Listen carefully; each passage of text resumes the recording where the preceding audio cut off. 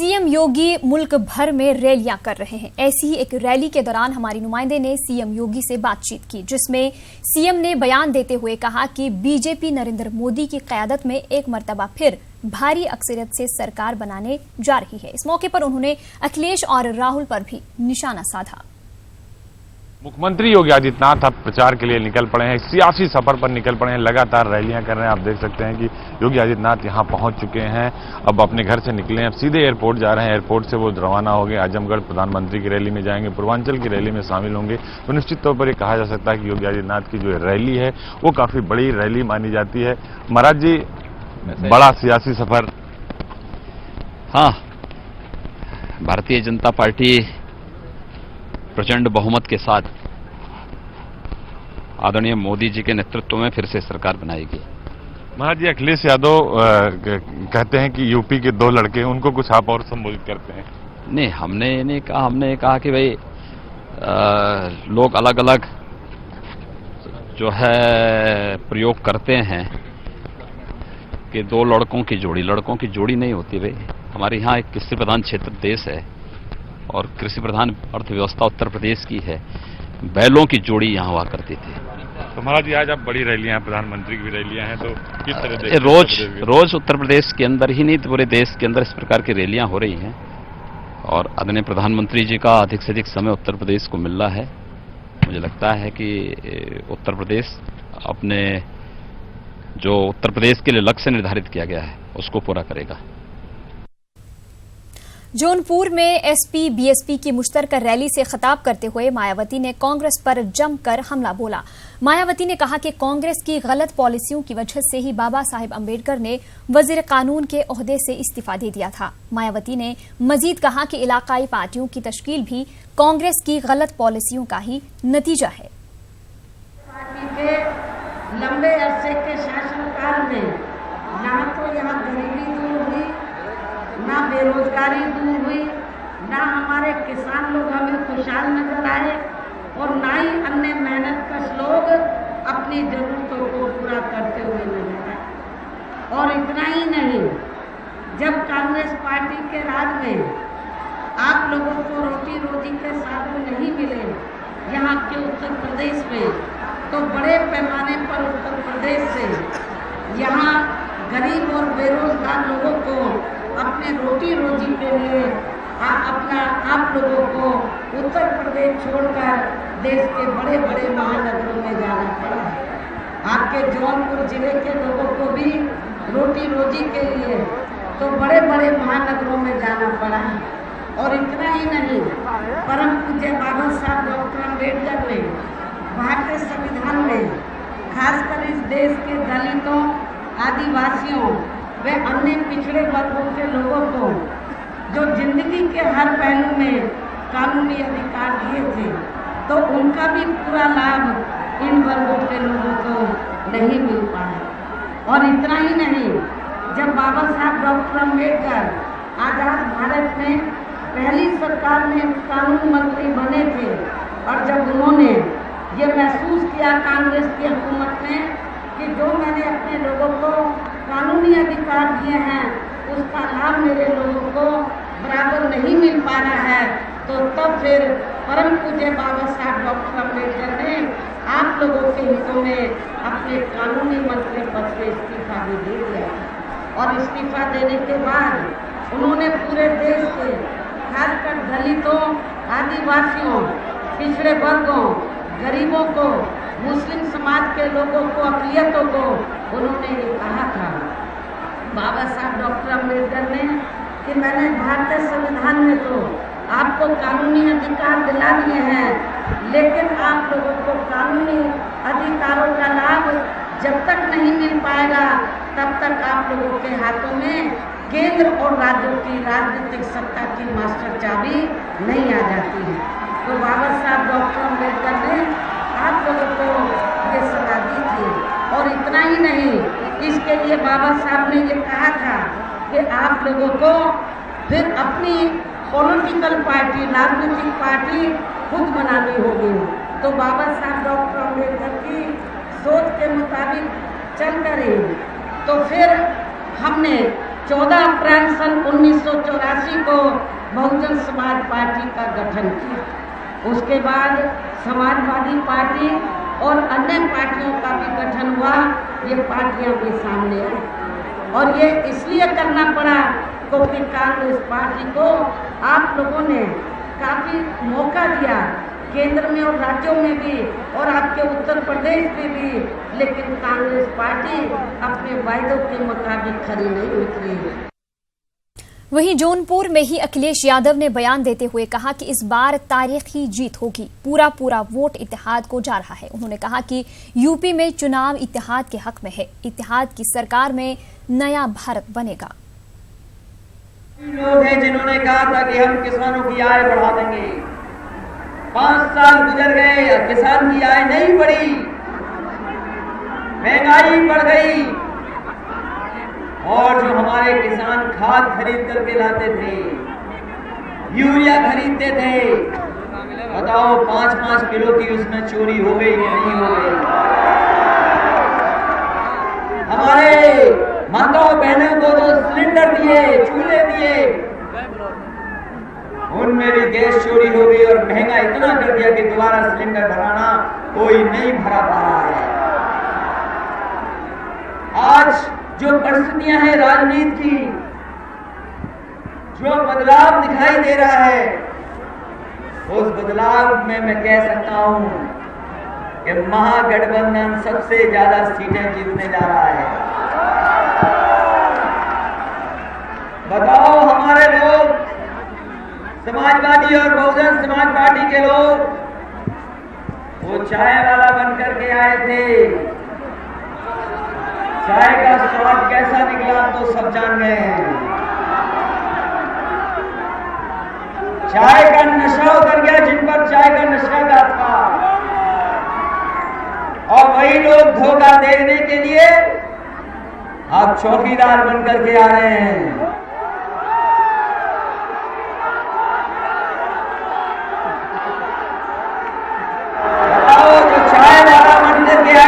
चौकीदार बनकर के आ रहे हैं। उधर यूपी में टीचरों की तकर्री के मामले में सुप्रीम कोर्ट ने यूपी हुकूमत को नोटिस जारी किया है। दरअसल इलाहाबाद हाईकोर्ट की लखनऊ बेंच ने सीबीआई को जांच का हुक्म दिया था, लेकिन सुप्रीम कोर्ट ने हाईकोर्ट के फैसले पर रोक लगा दी है। अब 68,500 टीचरों की तकर्री मामले की जांच सीबीआई नहीं करेगी। यूपी में 2018 में 68,500 भर्तियों को लेकर फिलहाल इलाहाबाद कोर्ट की तरफ से ये कहा गया था कि सीबीआई इंक्वायरी की जाए। हालांकि ये सिंगल बेंच का ऑर्डर था, लेकिन डबल बेंच ने इस पर रोक लगा दी थी और उसी के खिलाफ एक याचिका सुप्रीम कोर्ट में फाइल की गई, जिस पर सुप्रीम कोर्ट ने डबल बेंच के उस आदेश पर रोक तो लगाया ही, साथ ही यूपी सरकार को नोटिस भी जारी किया है। हमारे साथ आरके सिंह साहब हैं जिन्होंने ये याचिका लगाई थी। सर, इस पूरे मामले को कैसे देखा जाए और सुप्रीम कोर्ट ने क्या कुछ आदेश दिया है? देखिए, आज सुप्रीम कोर्ट ने केवल नोटिस और स्टे किया है इम्पिंग ऑर्डर पे। 6 फरवरी 2019 का ऑर्डर था, जिसमें जो है सीबीआई इंक्वायरी के लिए जो आदेश हुआ था 1 नवंबर 2018 को, उसको जो है इन्होंने सेटिसाइड कर दिया था डिवीज़न बेंच ने। उसके खिलाफ हम लोगों ने 2 याचिकाकर्ता आए थे यहाँ पे, उन लोगों ने जो है यहाँ एसएलपी लगाई थी। उसमें जो है उन्होंने स्टे कर दिया है और नोटिस इशू किया और जवाब मांगा है।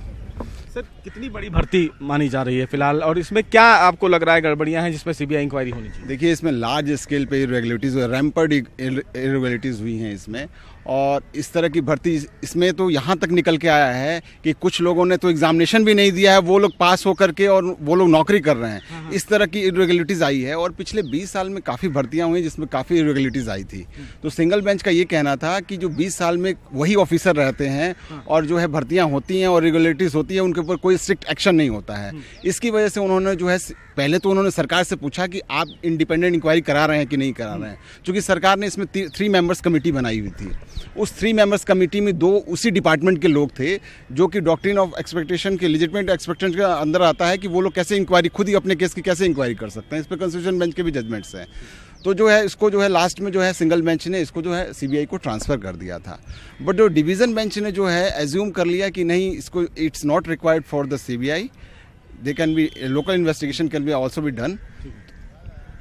कब तक रिप्लाई फाइल करना है उत्तर प्रदेश सरकार को? अभी तो नोटिसेज इशू हुए हैं, नोटिसेज सर्व होंगे, उसके बाद वो रिप्लाई फाइल करेंगे. But we are initially tackling the matter since the high court. The very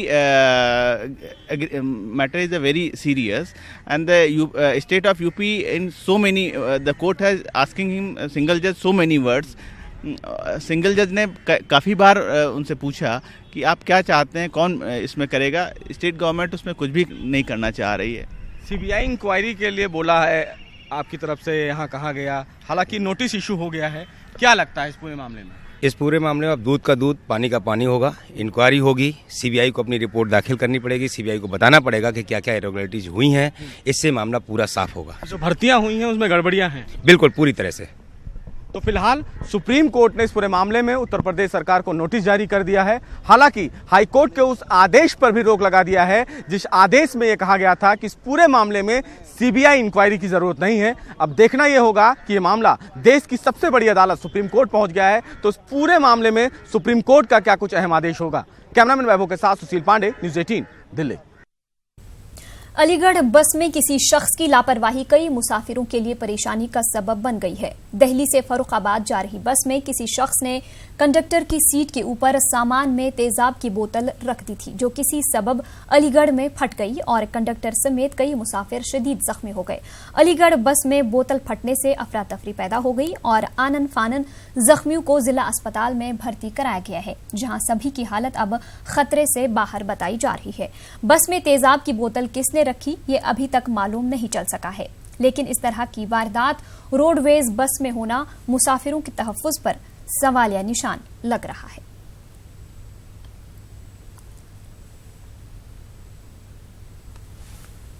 ये 4 मरीज हमारे पास जली अवस्था में आए हैं और ये रोडवेज बस स्टैंड की घटना है, थाना गांधी पर.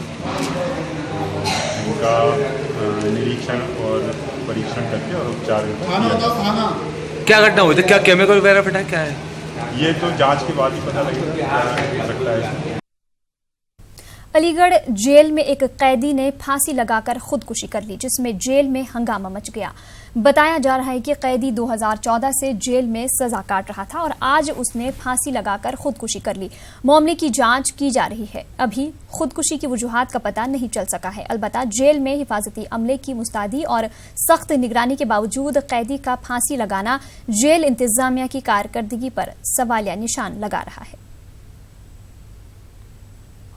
उसने करीब 1:30-2 बजे के बीच में ये घटना घट गई. कैसे उसने निर्णय लिया ऐसा करने का, अभी सब जांच का विषय है. सर, जिला कारागार में किस जगह घटना हुई है और कैसे? ये 1, 2, 3 के हाथे में बैरक संख्या 3 के पीछे जो दिन शौचालय बने हैं, उन शौचालयों के बीच में एक गैलरी है 4 फुट लंबी और 3 फुट चौड़ी के आसपास. उसी में उसने जो झाड़ू का डंडा होता है जिसमें झाड़ू लगी हुई है, और उसी में उसने अपना गमछा बांध करके और गमछे में उसने अपने जूते का लेस बांधा है ना, और उसी में फांसी लगा लिया.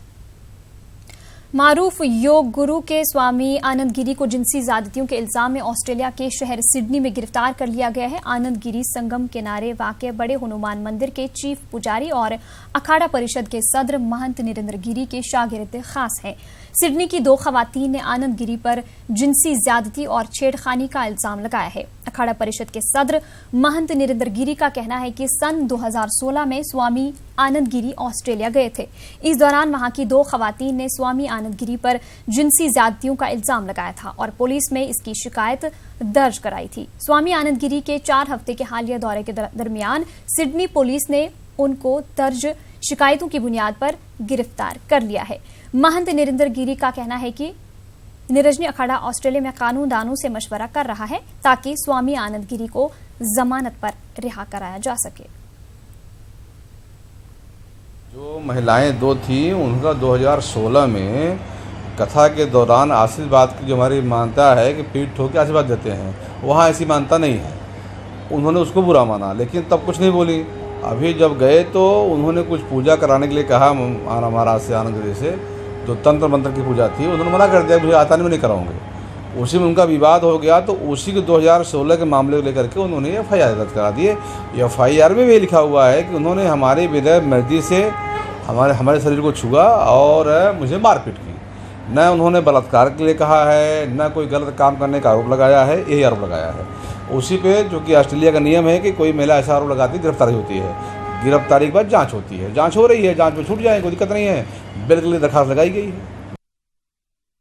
गोरक्षा के इशू पर कांग्रेस ने बीजेपी पर संगीन इल्जामात आयद किए हैं। कांग्रेस का कहना है कि बीजेपी गोरक्षा के मामले को फिरकावाराना रंग देने की कोशिश कर रही है। इलाहाबाद में मीडिया से बात करते हुए उत्तराखंड कांग्रेस के इंचार्ज अनुगिरा नारायण सिंह ने कहा कि पूरे मुल्क में गाय के तहफ्फुज के लिए यकसा कानून मौजूद नहीं है। उन्होंने कहा कि गोवा और शुमाल मशरकी रियासतों में गोकशी के ताल्लुक से अलग अलग कानून है। उन्होंने कहा कि गाय के तहफ्फुज के लिए पूरे मुल्क में यकसा कानून होना चाहिए। नारायण सिंह ने कहा कि कांग्रेस के इक़्तिदार में आने के बाद गाय के तहफ्फुज के लिए पूरे मुल्क में नाफिज होने वाला एक कानून बनाया जाएगा। यहाँ पर तो ये गोरक्षा की बात करते हैं, लेकिन दूसरी तरफ इनके जो राज्य मंत्री हैं, गृह राज्य मंत्री किरण रिजिजू अरुणाचल के हैं, महाराष्ट्र और अरुणाचल, मेघालय, त्रिपुरा, जितने भी नॉर्थ ईस्ट के राज्य हैं, गोवा जहाँ इनके राज्य सरकारें हैं, वहाँ पर गो हत्याएँ हो रही हैं, लोग खा रहे हैं। तो हम लोगों का भी है कि इसका एक पूरा कानून बनाया जाए पूरे देश के लिए, एक जो यहाँ लागू हो वही दूसरी जगहों पे लागू हो। लेकिन भारतीय जनता पार्टी जो गौ माता का इतना महत्व देती है वो ऐसा नहीं कर रही है। और अब बात करेंगे माह रमजान की। माह रमजान की फजीलत और बरकत रोजे के एहतमाम के साथ साथ इस माह की जाने वाली खास इबादतों और तिलावत कुरान पाक से है। मेरठ में इन दिनों शहर की मुख्तलिफ मसाजिद में जहां शबीनों का एहतमाम किया जाता है, वहीं मुख्तलिफ इबादत गाहों में खास तौर पर खवातीन के लिए कलाम इलाही के दर्स और तिलावत का खुसूसी एहतमाम किया जाता है। माह रमजान की फजीलत दूसरे महीनों से ज्यादा है। इस माह में कुरान पाक नाजिल हुआ। रोजे के एहतमाम के साथ मुसलमान इन दिनों में कुरान मजीद की कसरत से तिलावत करते हैं। मेरठ में मुख्तलिफ मसाजिद में जहां शबीनों का एहतमाम किया जाता है, वहीं शाही जामा मस्जिद में इन दिनों मुसलमान फर्ज और सुन्नत नमाजों की अदायगी के साथ कलाम पाक की तिलावत भी कसरत से करते हैं। ताहम आलिम दीन का कहना है कि नमाज तरावीह और कलाम पाक को ठहराव के साथ पढ़ा जाए। रमज़ान में तरावी का एहतमाम किया जाता है और उसकी बड़ी रौनक रहती है, पूरी मस्जिदें भरी रहती हैं, मस्जिदों में रोशनी का भी इंतजाम किया जाता है। और इसके साथ साथ ये कि आम तौर पर रातों को लोग बाग मस्जिदों में आकर तहज्जुद की नमाज़ पढ़ते हैं, कुरान करीम की तिलावत करते हैं और मस्जिदें आबाद होती हैं। तो इसका हुक्म दिया गया है कि कुरान करीम तरतील के साथ आहिस्ता आहिस्ता पढ़ा जाए, तो इसलिए ज़्यादा बेहतर ये है कि एक कुरान पूरे महीने में पढ़ा जाए। और जैसा कि आमतौर पर लोग बाग चंद दिनों में कुरान ख़त्म करते हैं और बहुत तेज़ी के साथ पढ़ते हैं, समझ में नहीं आता कि क्या पढ़ा जा रहा है। ये कुरान करीम की बेदबी है। माह सियाम में शहर की मुख्तलिफ इबादतगाहों में खुसूसी दर्स कुरान और तिलावत कलाम पाक का एहतमाम किया जाता है। शहर की छोटी करबला घंटा घर में इन दिनों खास तौर पर खवातीन के लिए खुसूसी दर्स व तिलावत कलाम पाक का एहतमाम किया जा रहा है। मुबारक रमज़ान में एक आयत की भी हम तिलावत करेंगे तो 70 आयत का सवाब हमें दिया जाएगा। और रसूल खुदा ने इरशाद फरमाया, नव्विर बुयूतकुम बितिलावतिल कुरान, अपने घरों को नूरानी बनाओ तिलावत कुरान के ज़रिए, अपने घरों को और ज़्यादा वुसअत दो जितना हो सकता है। अगर आप बरकत चाहते हैं, आप चाहते हैं फ़रिश्तों की आमदोरफ्त हो आपके यहाँ, जितना ज़्यादा पूरी बरकत बनाना है तो उसके लिए हमें कुछ करने की ज़रूरत नहीं है। सोर्स अल्लाह से अगर लगाना है तो सिर्फ हमें चाहिए कि हम ज़्यादा से ज़्यादा तिलावत करें और तिलावत करें समझ के करें। माह रमज़ान महज सेहर इफ्तार नहीं बल्कि इस महीने की फजीलत माह सियाम में की जाने वाली इबादतों और हासिल होने वाली रहमतों से है। मेरठ से तंजीर अंसार की रिपोर्ट।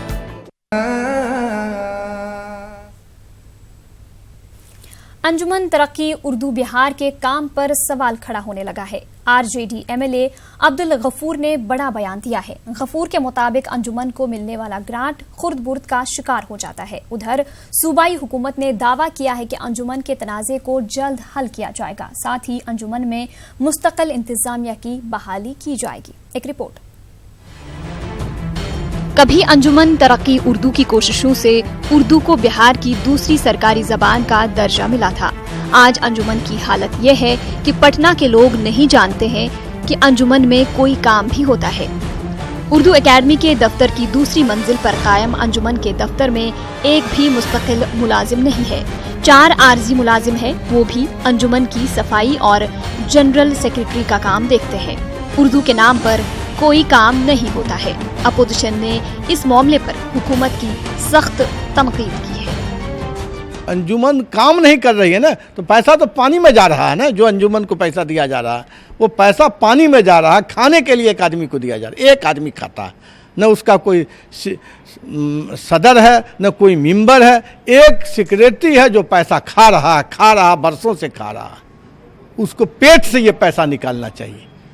क्या करने की जरूरत है? वो सरकार को जो पैसा देने वाली अथॉरिटी है उसको जांच करना चाहिए कि पैसा कैसे खाया जा रहा है। उसको हिसाब किताब लेना चाहिए, उस पर कार्रवाई करनी चाहिए। अंजुमन में काम भी तो कुछ नहीं हो रहा है, इस पर कुछ नहीं कहना। बिल्कुल काम जीरो है भाई, जीरो है काम। पैसा मैंने कहा कि जीरो काम है।